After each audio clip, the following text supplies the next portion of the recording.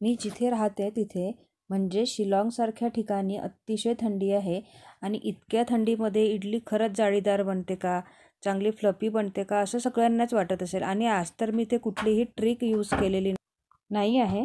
चला तर आपण लगेच इकडे रेसिपीला सुरुवात करूया. मी इथे या 3 वाट्या तांदूळ घेतलेले आहे आणि ते 1 वाटी 3:1 असं प्रमाणाने इथे उडदाची डाळ घेतलेली आहे. तुम्ही कुठलेही तांदूळ वापरू शकता. आणि इथे 1 चमचा मी इथे टाकलेला आहे मेथीदाणा. त्याशिवाय मी इथे ज्या वाटीने आपण डाळ आणि तांदूळ मोजून घेतले होते त्याच वाटीने मी इथे 1 वाटी पोहेसुद्धा घेतलेले आहे. दोन्हीही डाळ आणि तांदूळ छान स्वच्छ धुवून घेतलेले आहे आणि डाळ तांदूळ दोन्हीही मी इथे वेगळे वेगळे भिजत ठेवलेले आहे. हे आपल्याला जवळपास 6 ते 7 तासासाठी भिजत ठेवायचे आहे. आणि तांदूळाच्या भांड्यामध्ये मी पोहेसुद्धा भिजत ठेवलेले होते. आता आपले ते 6 तास झालेले आहे. दोन्हीही डाळ आणि तांदूळ छान इथे भिजून तयार झालेले आहेत. तर सुरुवातीला मी आता इथे डाळ वाटून घेणार आहे. इथे आपण डाळ वाटून घेण्यासाठी डाळीतलंच पाणी वापरणार आहे. त्याच्यामुळे आपली इडली इथे फर्मेंट होण्यासाठी खूप फायदा होतो आपल्याला. दुसरं पाणी इथे आपल्याला वापरायचं नाही आहे. डाळ जी आहे ती आपल्याला अगदी इथे स्मूथ वाटून घ्यायची आहे. त्यानंतर पोहे आणि तांदूळसुद्धा मी अगदी बारीक असं इथे वाटून घेणार आहे. मी दोन्ही जे आहे ते अगदी स्मूथ इथे वाटून घेतलेले आहेत. हे सुद्धा माझं इथे छान बारीक करून झालेलं आहे. आता ही थंडी खूप आहे तर बऱ्याच जणी ट्रिक यूज करतात, पण आज मी इथे फार अशी कुठलीही ट्रिक यूज केलेली नाही आहे. फक्त हे जे बॅटर होतं ते मी इथे छान असं हाताने जवळपास घड्याळ लावून मी 5 ते 7 मिनटं मी ते छान इथे फेटून घेतलेलं आहे. हाताने मिक्स केल्यामुळे आपल्या हाताची जी गरमी असते ती त्या बॅटरमध्ये येते आणि त्यामुळे आपलं बॅटर जे आहे ते फर्मेंट व्हायला मदत होते.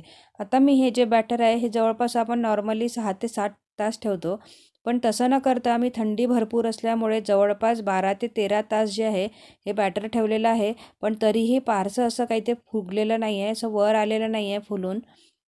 तरीही जेवढं काही फर्मेंट झालं तेवढं ठीक झालं होतं ते. त्यातलं थोडं बॅटर मी ते साईडला काढून घेतलेलं आहे आणि त्यानंतर मी काय केलेलं आहे की त्यात थोडं चवीपुरतं मीठ घातलं. अगदी 10 मिनटं मी इथे बॅटर जे आहे ते मस्त असं फेटून घेतलेलं आहे.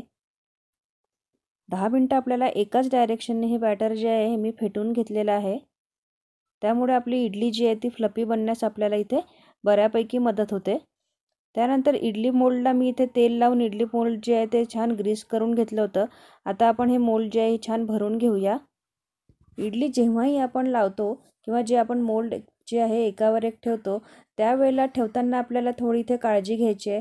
ती काळजी अशी घ्यायची आहे की आपल्या इडली मोल्डला जे होल असतात 3 तुम्ही ते होल बघत असाल, ते होल जे आहे ते त्या दुसरी आपण जेव्हा प्लेट ठेवतो त्या प्लेट इडलीच्या वर यायला पाहिजे, जेणेकरून वाफ जी पकडते ती वाफेचं पाणी आपलं इडलीवर न येता ते पाणी निघून जाईल. इडली कुकरसुद्धा माझं इथे रेडी झालेला आहे. छान पाण्याला उकळी आलेली आहे. आता आपण या ज्या प्लेट आहे इडलीच्या त्या ठेवून घेऊया. ठेवताना आपल्याला तीच काळजी घ्यायची आहे की जे ते 3 होल असतात ते इडलीवर यायला पाहिजे, म्हणजे आपली इडलीला जे आहे ते पाणी पकडणार नाही, ओलसर अशी इडली होणार नाही आपली. आता आपण हे जवळपास 15 मिनटं मी इथे इडली छान स्टीम करून घेणार आहे. 15 मिनटं झालेलं आहे तुम्ही बघू शकता.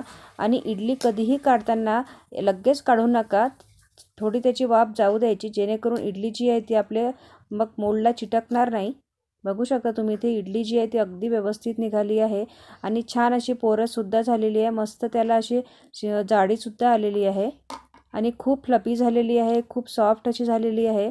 बघा मी तुम्हाला तोडूनसुद्धा दाखवते. इथे आतमधून मस्त अशी जाळीदार आपली इडली तयार झालेली आहे. कुठलीही ट्रिक न वापरता थंडीमध्ये सुद्धा इडली छान बनू शकते. तुम्हीसुद्धा या पद्धतीने इडली नक्की बनवून बघा. व्हिडिओ आवडल्यास व्हिडिओला एक लाईक करा.